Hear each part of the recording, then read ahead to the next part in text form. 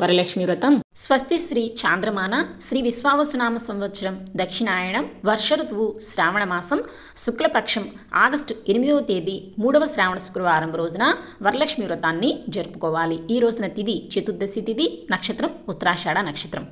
ఈ వరలక్ష్మి వ్రతం రోజున అమ్మవారికి ఉదయము మరియు మధ్యాహ్నము అలాగే సాయంకాల పూజా సమయాలు ఏమిటి, శుభ సమయాలు ఎప్పుడు ఉన్నాయో ఇప్పుడైతే తెలుసుకుందాము. తెల్లవారుజామున 6:12 నుంచి ఉదయం 8:15 లోపల అమ్మవారికి పూజ అయితే చేసుకోవచ్చండి.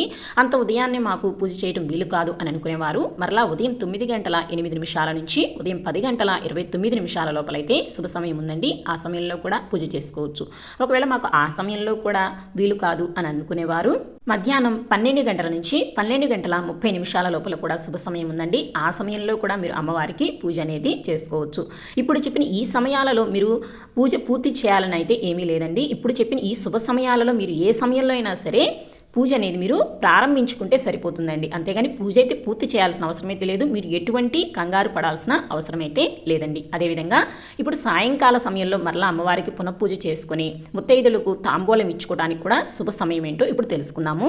సాయంత్రం 4:55 నుంచి 6:33 లోపలైతే శుభ సమయం ఉందండి. ఆ సమయంలో అమ్మవారికి మరలా పునఃపూజ చేసుకోవచ్చు. లేదా ఉదయం పూజ చేయడం వీలు కాని వారు సాయంకాలం పూజ చేసుకుని ఈ సమయంలో ముత్తైదువులకు తాంబూలం కూడా ఇచ్చుకోవచ్చండి. ఇక్కడ మీతో ఒక చిన్న విషయం అయితే షేర్ చేసుకోవాలండి. ఏంటంటే తాంబూలం ఇచ్చే విషయంలో ప్రతి ఒక్కరూ కూడా ఒక చిన్న పొరపాటు అయితే చేస్తూ ఉంటారండి.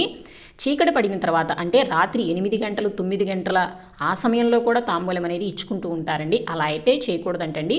చీకటి పడక ముందలే ముత్తైదువులకు తాంబూలం అనేది ఇచ్చుకుంటే చాలా మంచిది అని పెద్దవారైతే చెప్తూ ఉన్నారు. మీకు నచ్చినట్లయితే ఈ విషయాన్ని ఫాలో అవ్వండి.